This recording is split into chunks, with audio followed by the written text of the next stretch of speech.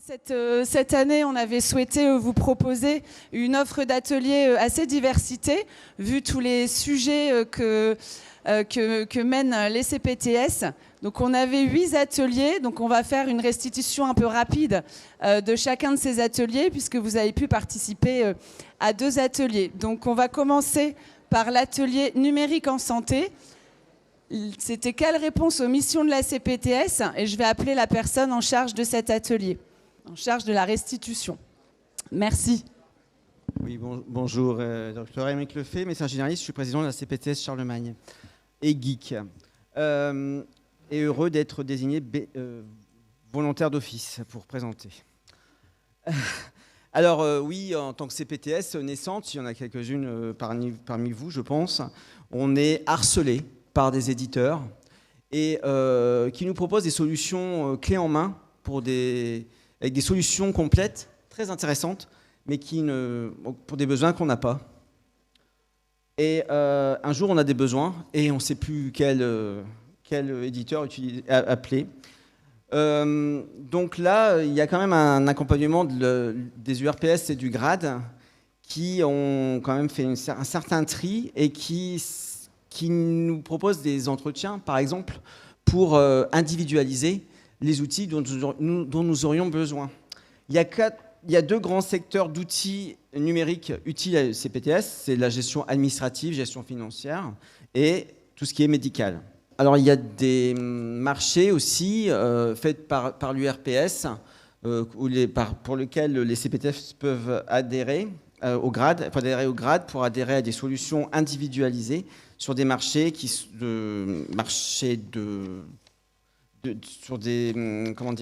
sur des applicatifs qui sont plafonnés au niveau tarif et qui permettent d'avoir un suivi sur le long terme et par l'URPS et le GRAD sur la qualité des outils. Merci. Merci. Donc on avait un autre atelier qui était sur les protocoles de coopération. Comment concevoir et déployer donc un protocole de coopération dans la CPTS et qui, au vu du sujet, était animé par l'ARS, qui va d'ailleurs du coup nous faire une restitution. Bonjour à toutes et à tous et rebonjour à celles et ceux qui ont participé aux ateliers donc, de ce matin et cet après-midi. Donc effectivement, je suis Amandine Bruyère, chargée de mission accès aux soins non programmés au sein de l'Agence régionale de santé. Et l'atelier était effectivement intitulé « Comment concevoir et déployer un protocole de coopération dans la CPTS ». Donc protocole de coopération, ce qu'on voit au fil de l'eau, c'est que là, depuis 1 an, c'est un sujet qui est vraiment très important et qui prend de l'essor, c'est-à-dire qu'on voit que les CPTS sont très porteuses des protocoles de coopération qui permettent une délégation de tâches entre un délégant et un délégué, donc un professionnel médical vers un professionnel paramédical. Nous avons une explosion, donc aujourd'hui les CPTS sont porteuses à 47% de ces protocoles au niveau régional. Et donc le but de cet atelier, c'était effectivement de faire un rappel réglementaire, c'est-à-dire les démarches administratives, les questions que peuvent se poser les CPTS en termes de responsabilité et d'autres questions sur la plateforme démarche simplifiée. Mais également le but de cet atelier, c'était déjà de présenter l'objectif premier de la constitution d'un guide, un guide pratique qui sera à destination des CPTS, je l'espère, pour septembre 2024, qui va prévoir de manière très pratico-pratique expliquer les prérogatives en amont, la mise en œuvre et en aval, c'est-à-dire en amont, en qualité de CPTS, que dois-je faire pour déployer un protocole de coopération, durant sa mise en œuvre et également en aval. Donc pour ça, je laisse également le docteur Ducrot, avec lequel j'ai travaillé pour bénéficier de son expertise en qualité de président de CPTS Nord-Rennes, qui a déployé des protocoles nationaux, mais également locaux, pour pouvoir constituer ce guide. Donc je lui laisse également la parole. Merci. Donc Jean-Michel Ducrot, président de la CPTS Nord-Rennes. Donc les protocoles de coopération, nous on les expérimente depuis à peu près 2 ans. Après une expertise de territoire, on a vite compris qu'on répondait à un besoin d'offre de soins qui ne pouvait plus suivre. Les protocoles de coopération ont finalement été bien acceptés par les délégants. Il y a un quart des médecins qui ont adhéré à ces protocoles de coopération, accepté d'être délégants. L'évaluation de ces protocoles a montré qu'on était tout à fait pertinent dans la mise en place et dans l'expérimentation au quotidien. On continue cette mise en place. Il est possible qu'on mette encore au point un nouveau protocole de coopération locale dans le cadre d'utilisation des TROD infectieux. Toujours est-il qu'avec de la pédagogie auprès des délégants, de la communication auprès de la population, on se rend compte que l'établissement et l'utilisation des protocoles de coopération, qu'ils soient locaux ou nationaux, répondent à une demande populationnelle. Donc je pense qu'il est important que chaque CPTS, après un diagnostic territorial, puisse mettre en place et s'approprier ces protocoles de coopération. Je vous remercie.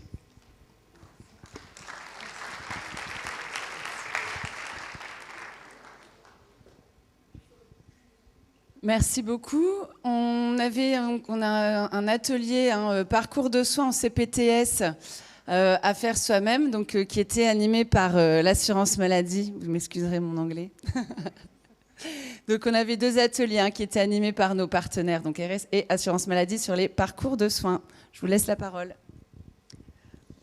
Merci Juliette, bonjour à tous. Donc docteur Amouyel, moi je suis médecin conseil à l'assurance maladie, référent des organisations coordonnées médicales sur la caisse de l'île Douai au niveau régional. On a co-animé avec Louise. Oui, donc Louise Mauclin, moi je suis ROC régional administratif et donc je travaille en binôme avec Damien. On avait également le docteur El Mouafet qui était avec nous pour animer. Alors comment ça s'est déroulé, nous, notre atelier on avait voulu justement travailler sur la méthodologie du parcours de soins en CPTS, comment structurer, avoir des outils et des éléments de structuration du parcours. Donc nous avions fait des sous-groupes avec une dizaine de participants par table et nous avons au départ dérouler comment on peut avoir comme méthodologie pour créer et pour répondre aux besoins de la population du territoire de la CPTS au niveau de la mission parcours.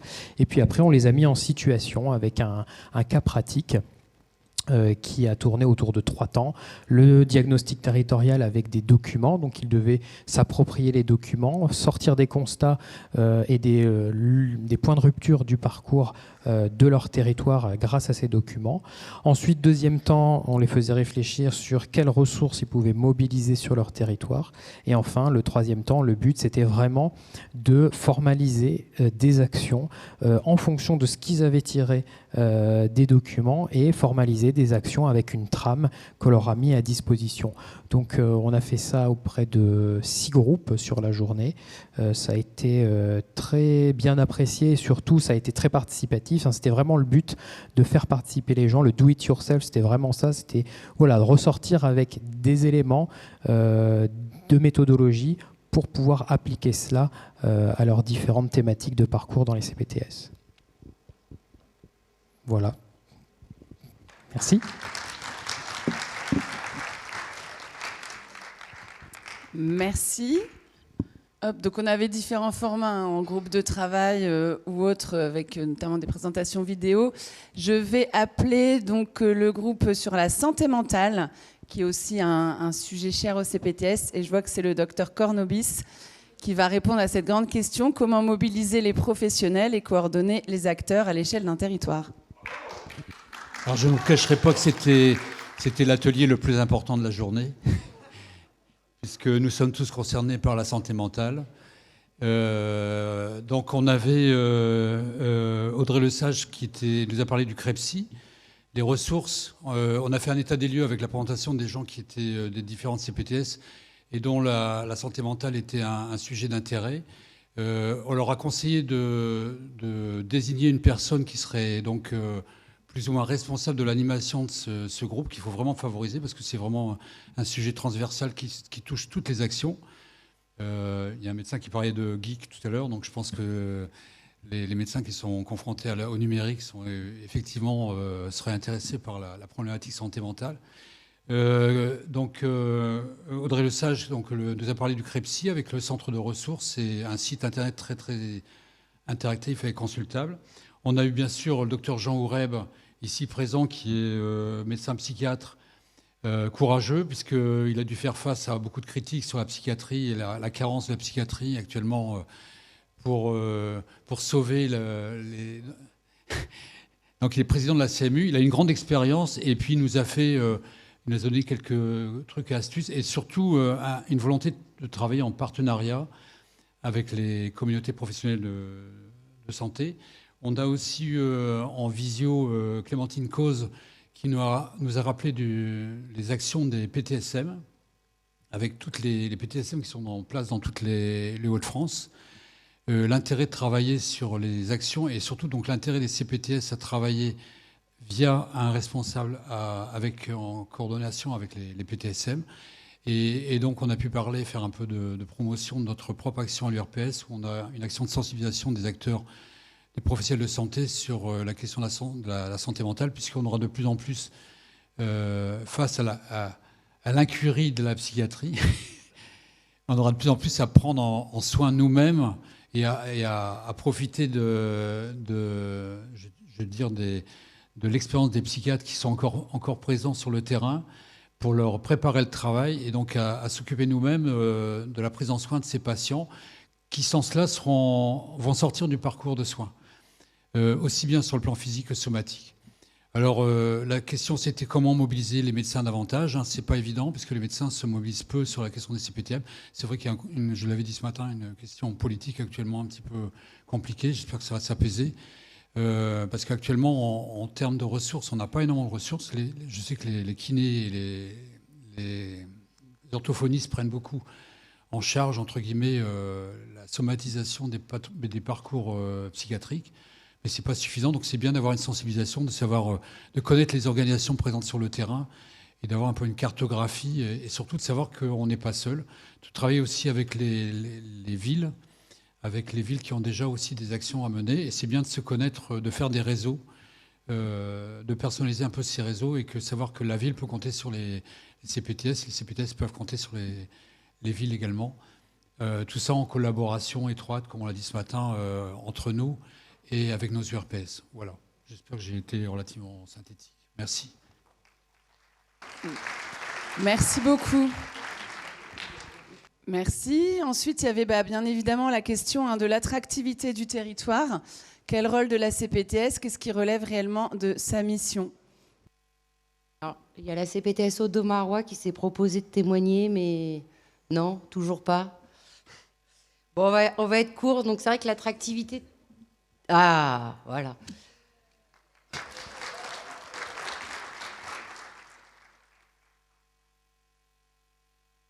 Bon, c'est pas un sujet facile quand on parle d'attractivité, donc on n'est pas ressorti avec la solution miracle. On a dit qu'il y avait l'attractivité médicale, l'attractivité en santé, les déserts, tout ça. On a beaucoup parlé et l'idée c'était de tous échanger entre nous pour essayer de trouver des solutions. Donc on va compléter avec voilà. Donc ce qui est ressorti, c'est tout le lien avec déjà les universités, les écoles. Comment trouver les internes? Ils sont où? Parce qu'on sait que quand ils vont s'installer, il faut les chercher bien avant qu'ils prennent la décision de s'installer, parce que là, c'est trop tard. Donc, comment faire connaître son territoire et donc comment mieux travailler le lien CPTS, université et aussi avec les poules de remplaçants. On a travaillé aussi sur, et ça c'est beaucoup ressorti, sur le bien-être des professionnels. L'attractivité, c'est pas uniquement chercher à ce qu'il y ait des nouveaux professionnels qui s'installent, mais c'est aussi ceux qui sont déjà là, en prendre soin. Donc là, on a eu un retour de témoignage, par exemple, de la CPTS Littoral en Nord, qui fait des sorties en mer. Donc quand même, à Dunkerque, il y a l'avantage d'avoir la mer, il faut la mettre en avant, ça fait partie de l'attractivité du territoire, et qui organise avec les professionnels des sorties en mer pour décompresser, pour le stress, pour relativiser. Donc voilà, et ça marche. Donc tout ce qui tourne autour du bien-être, de l'épuisement.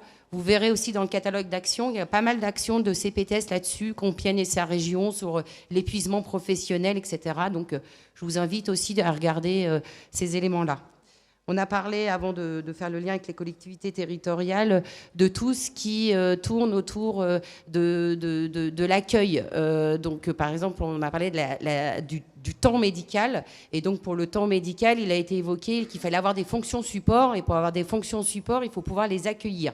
Et donc, ça fait aussi un lien avec les infrastructures et l'immobilier, où souvent, on est un peu en saturation, surtout, donc comment travailler aussi peut-être avec les banques, les aides, le conseil régional là, récemment qui a fait un appel à projet pour aider justement aux équipements des maisons de santé. Donc, comment avoir aussi connaissance de tout ce qui pourrait aider aujourd'hui vos structures à vous étendre, à vous agrandir pour pouvoir justement faire venir des nouveaux professionnels qui permettraient à vous tous de gagner du temps et donc avoir du bien-être et donc favoriser cette attractivité.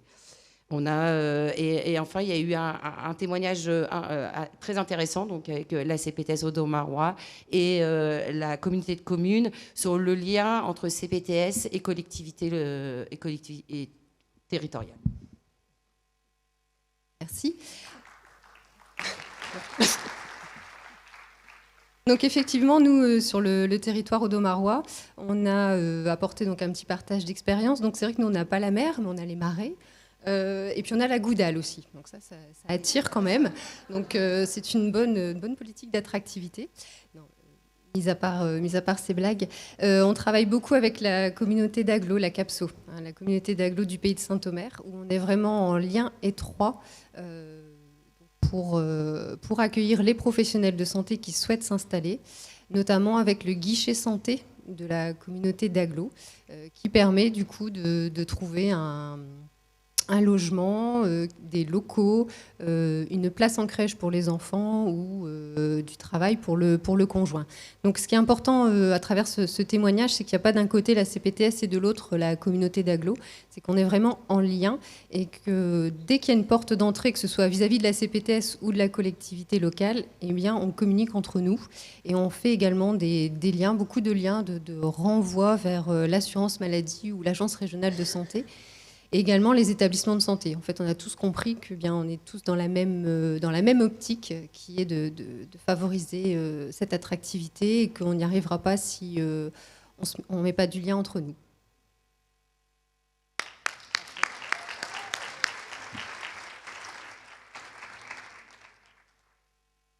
Merci beaucoup. Après les questions d'attractivité, on a aussi bien évidemment les questions de santé environnementale. Voilà, un sujet d'actualité également. Et du coup, la référente désignée pour l'atelier est là. Merci beaucoup. Bonjour à tous, donc je suis Audrey Ngecoq, je suis sage-femme au sein de la CPTS du Grand Arras. L'environnement, on ne peut plus aujourd'hui se dire qu'on peut passer à côté. La santé environnementale fait partie de notre santé au même titre que la santé physique et la santé psychologique. On parle aussi du concept de la santé One Health, donc notre santé passe par la santé de notre planète. On sait qu'une baisse de la santé environnementale joue sur la santé mentale, augmente aussi les antibiorésistances. On sait qu'on a un impact santé du réchauffement climatique, notamment par rapport aux problèmes de migration. Dans les Hauts-de-France, la situation, on a une pollution qui est quand même liée, de nouveau liée à la Première Guerre mondiale, avec la problématique des perchlorates dans les nappes phréatiques. Le changement climatique, depuis 1955, on a une augmentation du nombre de jours de fortes pluies. Je pense que ça, tout le monde est au clair en ce moment. Augmentation du niveau de la mer. Et entre 1955 et 2022, on a quand même une augmentation de 2,3 degrés de la moyenne de la température dans les Hauts-de-France, qui est largement supérieure à la moyenne nationale.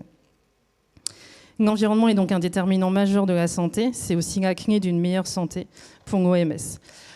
Nous, en tant que professionnels, qu'est-ce qu'on peut faire ? On a à la fois un rôle d'information et de modification, mais on est aussi acteur et ambassadeur de cette santé environnementale. On peut continuer à aller vers notre public, nos familles, pour les informer, pour jouer la carte de la promotion de la santé. Il faut avoir en tête que le monde de la santé représente 6 à 8% de l'empreinte carbone de la France, dont 85% des émissions indirectes, notamment liées à la production. Et on a à peu près 50% de l'empreinte carbone qui est liée aux médicaments et dispositifs médicaux. Donc comment on décarbone nos cabinets, comment on peut décarboner nos soins. Dans les pistes par rapport au CPTS, on a notamment un travail sur les bâtiments, sur une utilisation de l'eau, le chauffage. Alors ça, c'est aussi ce qu'on peut faire dans notre vie privée, mais qu'on peut aussi adapter à nos cabinets. Comment mutualiser l'achat de matériel, comment acheter et mieux acheter avec des labels reconnus, notamment EcoCert, Ecolabel, etc. Comment trier nos déchets. On a quand même des déchets qui sont assez particuliers. On a tendance à mettre un peu trop de choses dans nos dasseries, donc il faudrait peut-être qu'on trie un peu mieux. Il y a eu beaucoup de propositions dans notre atelier. On a aussi beaucoup parlé de la diminution de la prescription. On a eu un très beau témoignage du docteur Ducrot, qui est médecin généraliste, président de la CPTS Nord-Aisne, qui a travaillé du coup en binôme avec médecins généralistes et pharmaciens pour diminuer la prescription des antibiotiques. On a quand même, faut avoir en tête qu'on récupère à peu près 12 000 tonnes de médicaments via 6 km par an, donc je pense qu'on peut s'améliorer sur la prescription. Il faut avoir en tête derrière ça quelque chose quand même de positif, parce qu'au cours de l'atelier, à un moment, on s'est tous dit bon, c'est bon, on va tous mourir. Après, on choisit comment, mais la première personne qui va bénéficier de cette santé environnementale, c'est nous, professionnels de santé. C'est améliorer notre qualité de travail, c'est diminuer les maladies professionnelles, mais c'est aussi améliorer la santé des patients, des familles qu'on accompagne, améliorer la santé sociale et améliorer la santé planétaire. L'Union des URPS propose des temps de formation auprès des CPTS, propose vraiment, via un financement de l'ARS, d'accompagner vers la transition écologique et le développement durable. Au cours de l'atelier, on s'est dit que ça serait bien de travailler sur la gestion du quotidien, tout ce qui était prescription et promotion de la santé. Merci. Merci. On avait également donc un atelier sur une question au cœur des CPTS sur l'aller vers la population, comment inclure les acteurs sociaux locaux et faciliter l'accès à la santé. Et pour ces questions, quoi de mieux qu'un usager pour nous restituer cet atelier. Merci. Bonjour à ceux que je n'ai pas encore vus, je me présente. Je m'appelle Estelle, je suis bénévole dans l'association CTU, donc Comité territorial des usagers. Je suis aussi membre du bureau et référente prévention. Alors, l'atelier Aller vers, peut-être l'atelier le plus important par rapport à la santé mentale, pourquoi pas, puisqu'on va vers les usagers et avec les usagers. Alors, l'atelier, qu'est-ce qu'il a pu nous montrer? Il a pu nous montrer en fait que la CPTS était déjà bien engagée avec l'Aller vers, avec différentes actions qui ont été présentées et avec des outils de participation. Alors, voici, je vais vous dire un peu les bonnes pratiques qu'on a pu observer. Donc, tout d'abord, un langage adapté auprès du public, avec aussi une prise en charge du patient en allant sur les lieux de vie, notamment dans les marchés et les centres commerciaux. Des activités ludiques étaient proposées, comme le théâtre, Gaston le Quelon, des artères gonflables et des remises de l'eau. Des actions aussi étaient menées lors d'événements locaux. Par exemple, nous, on va intervenir lors d'une grande braderie et d'une fête de village. On va intervenir sur le sommeil. Ensuite, au niveau des dispositifs Aller vers et mobilisables par les CPTS, nous, on a la MSA, donc la mutuelle des agricoles, qui est le premier au niveau secteur rural, mais pas que pour les agriculteurs. Donc ils ont mené différentes actions, tout comme l'assurance maladie, avec l'accès aux droits, l'accès aux soins et la prévention de santé. Donc cet atelier nous a bien montré en effet que les usagers sont au cœur de la santé et de leur santé. Où trouver les usagers? Donc dans les villes, dans les lieux d'habitation, les élus locaux, les associations, les CCAS et les centres sociaux, mais aussi dans les systèmes de santé comme les hôpitaux, les représentants des usagers, les patients, les cabinets médicaux, et enfin aussi dans les instances territoriaux comme la CTS et le DAC. En fait, on a toutes les clés en main pour faciliter le aller vers. Des divers lieux de rencontre sont possibles entre professionnels et usagers. L'idéal, ce serait d'impliquer les usagers dans l'action, faire pour et avec eux. Pourquoi pas favoriser les associations, des représentants des usagers grâce au bénévolat et en incluant les bénévoles dans les groupes de travail. Voilà, j'ai fini. Merci de votre attention.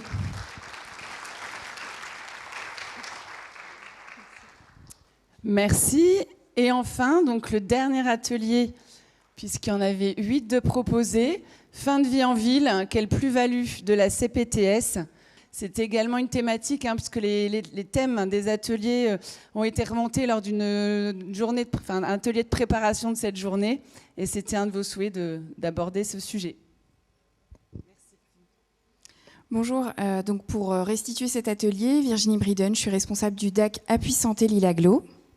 Et Amandine Second, coordinatrice de la cellule d'animation régionale des soins palliatifs en Hauts-de-France.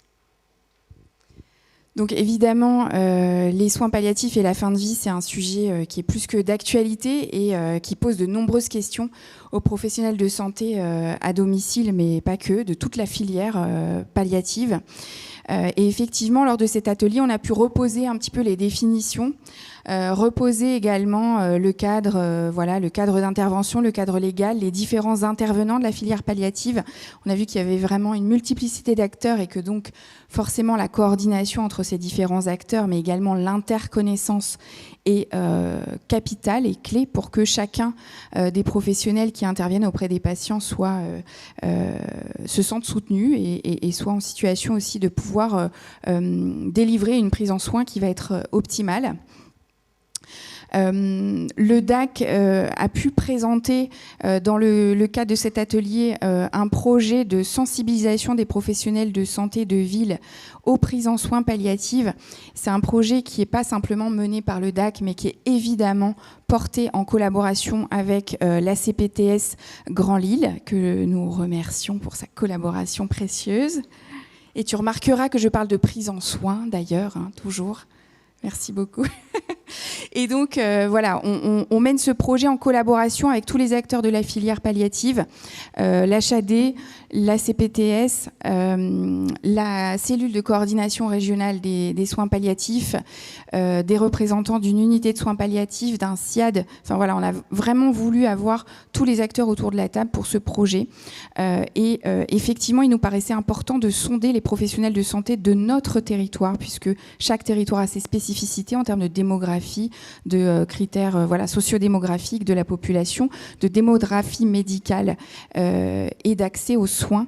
Donc il nous paraissait important d'aller sonder les besoins des professionnels de santé libéraux sur le territoire pour recueillir leurs besoins. On a notamment, on les a interrogés, on a obtenu près de 130 réponses.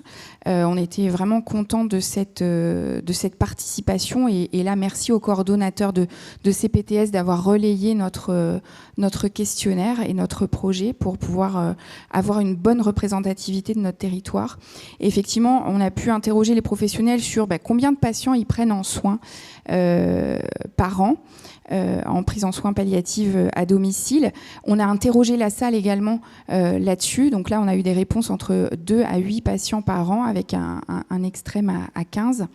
On les a interrogés également sur finalement à quels défis ils sont confrontés au quotidien. Et ce qui ressortait, c'est effectivement les aspects psychologiques et la communication qui sont essentiels dans ces prises en soins, mais également la gestion de la douleur, du confort du patient à domicile.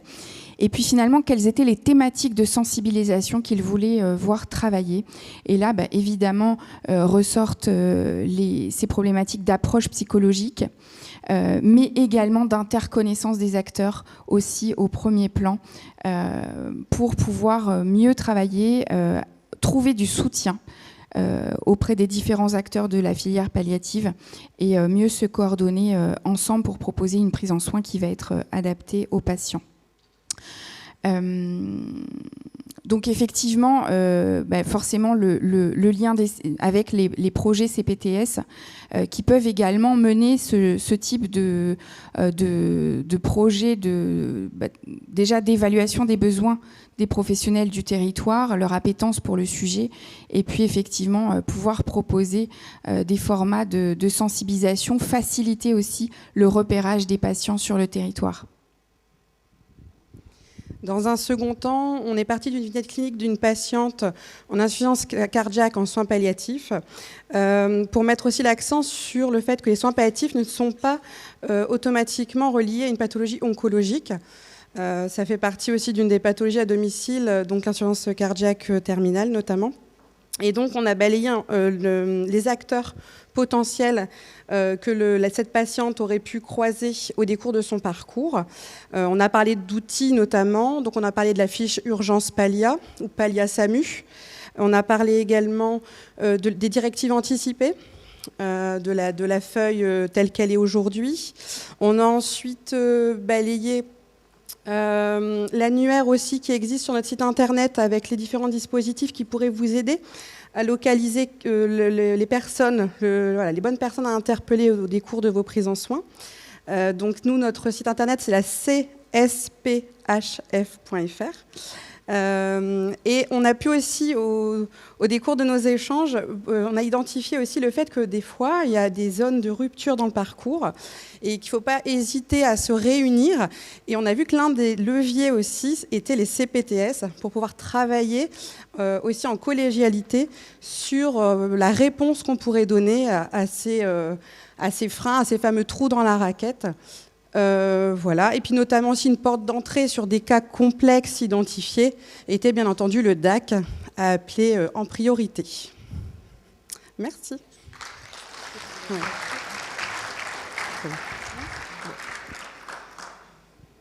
Bon, on arrive à la fin de cette journée, donc je pense qu'on peut d'abord tous se féliciter d'avoir tenu le timing à la minute près quand même.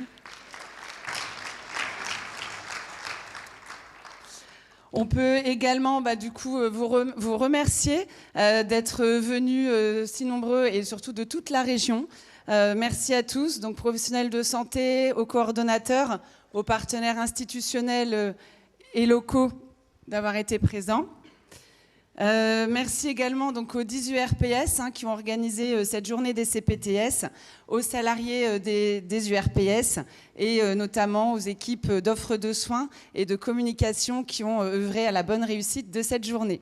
Merci à tous et on se revoit très vite lors des prochains événements inter-CPTS de la région. Merci à tous, bon retour.